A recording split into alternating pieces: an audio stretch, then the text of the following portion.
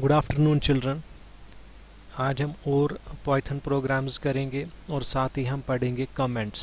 Comments क्या होते हैं, हम अपने प्रोग्राम में कमेंट्स कैसे लिख सकते हैं। तो सबसे पहले मैं यहाँ पे करूँगा फाइल, न्यू फाइल, और यहाँ पे मैं प्रोग्राम लिखूँगा और हम लिखेंगे area of triangle using Heron's formula. तो हम जो प्रोग्राम लिखने वाले हैं that is how to calculate the area of a triangle using Heron's formula. इसका हम प्रोग्राम बनाएंगे।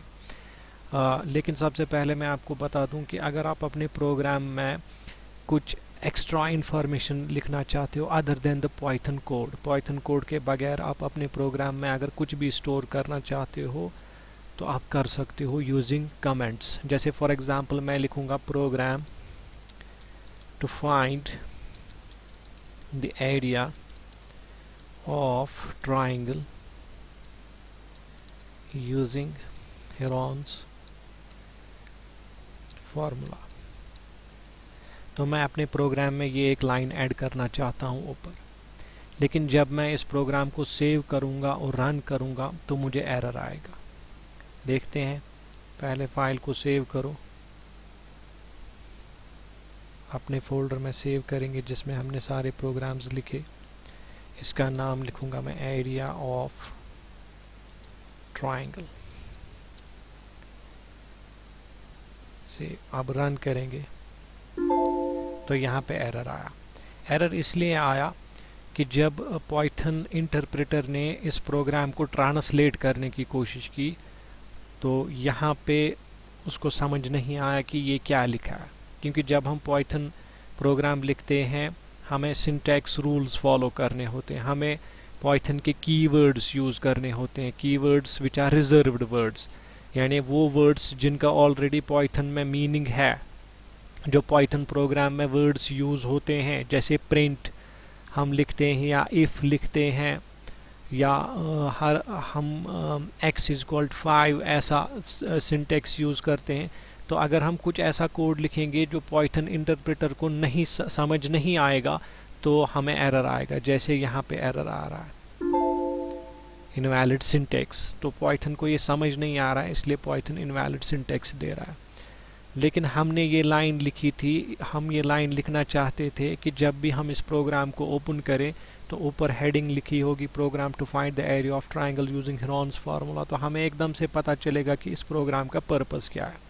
इसीलिए हमने ये लाइन लिखी थी। लेकिन जब हम रन करते हैं तो पाइथन इंटरप्रेटर इसको ट्रांसलेट करने की कोशिश करता है और वो इसको समझ नहीं पाता है, वो सिंटेक्स एरर बताता है, तो हमें मैसेज आती है इनवैलिड सिंटेक्स। तो इसका हम क्या कर सकते हैं, हम इस लाइन को कमेंट करें as a comment, we will make it as a comment. तो इसको कमेंट बनाने के लिए हम क्या करते हैं, हम आगे हैश लिखते हैं। तो अब ये कमेंट बन गया। जब भी आप पाइथन में किसी लाइन को हैश दोगे आगे, that will become a comment. और कमेंट्स क्या होते हैं, comments are those lines that are ignored by compiler और इंटरप्रेटर। तो यहाँ पे पाइथन में हम इंटरप्रेटर यूज़ कर रहे हैं, तो कुछ लैंग्वेजेस में हम कंपाइलर भी यूज़ करते हैं। लेकिन जब भी हम किसी भी प्रोग्राम में कमेंट देते हैं, किसी भी लाइन को कमेंट बनाते हैं, that line is ignored by compiler और इंटरप्रेटर। तो हमने इस लाइन को यहाँ हैश आगे लगा दिया, which means it is a comment now and this line will be ignored bye interpreter. तो अब आप रन करके देखो तो यहाँ पे कोई एरर नहीं आया। क्यों नहीं आया, क्योंकि ये लाइन जो है हमने कमेंट कर दी आगे हैश लगाने से और इंटरप्रेटर ने इसको इग्नोर ही कर दिया। इंटरप्रेटर ने देखा इसके आगे हैश है, वो समझ गया कि ये कमेंट है, मुझे इसको ट्रांसलेट करने की ज़रूरत नहीं है, that way interpreter ignored this line. लेकिन हमारे प्रोग्राम में ऊपर हेडिंग में ये रहा कि ये जो प्रोग्राम है it is used to calculate the area of a triangle using Heron's formula. Similarly अगर मैं एक और लाइन लिखूं, डेवलप्ड बाय इरफान अहमद, तो मैंने एक और लाइन लिखी इसको भी मैंने कमेंट कर दिया। तो जितनी भी मुझे लाइनें लिखनी हैं जिनको कमेंट करना है मुझे आगे हैश डालना होगा। तो ये दोनों लाइनें जो है कोई एरर नहीं, because both these lines are comments, क्योंकि इनके आगे हैश है। तो अगर हम हैश किसी भी लाइन को हैश देते हैं वो कमेंट बन जाता है, लेकिन हैश से हम सिंगल लाइन कमेंट बना सकते हैं, यानी ये हैश लिखने से सिर्फ ये लाइन कमेंट बन जाएगी। दूसरी लाइन को अगर कमेंट बनाना है मुझे फिर से हैश लिखना होगा। अगर और एक लाइन को कमेंट बनाना है, सपोज मैं लिखूँगा मॉडिफाइड बाय इरफान अहमद से ऑन किसी डेट पे, और developed by Irfan Ahmed on किसी डेट पे। अब ये जो तीसरी लाइन है इसको कमेंट बनाने के लिए एक और हैश देना होगा। तो जितनी भी लाइनें मुझे कमेंट बनानी होगी उतने हैश मुझे देने होंगे। तो हैश से हम सिंगल लाइन कमेंट बना सकते हैं। लेकिन अगर हम चाहते हैं कि हम मल्टी लाइन कमेंट बनाएं, यानी बहुत सी लाइन्स को एक साथ कमेंट बनाएं, तो हम क्या कर सकते हैं, जैसे मैं इन तीनों का एक साथ कमेंट बनाऊंगा तो मुझे 3 सिंगल कोट्स देने होंगे, फिर यहाँ पे एंड पे 3 सिंगल कोट्स क्लोज करने होंगे। तो ऐसे भी मैं बना सकता हूँ comments, but this is multi line comment. जो कुछ भी आप 3 सिंगल कोट्स यहाँ पे शुरू और 3 सिंगल कोट्स यहाँ पे एंड, इनके बीच जितनी भी लाइनें लिखो आप, all those lines will be treated as comments. So this is a way to create multi line comments. या आप ऐसा भी कर सकते हो, 3 डबल कोट्स देके एंड में 3 डबल कोट्स देके एंड में, सॉरी, तो जितनी भी लाइनें आप इनके बीच लिखोगे 3 डबल कोट्स या 3 सिंगल कोट्स के बीच में, that will be treated as comments. So multi line comments बनाने के लिए हम 3 सिंगल कोट्स स्टार्ट में और 3 सिंगल कोट्स एंड में डालते हैं, या फिर 3 डबल कोट्स स्टार्ट में और 3 डबल कोट्स एंड में डालते हैं।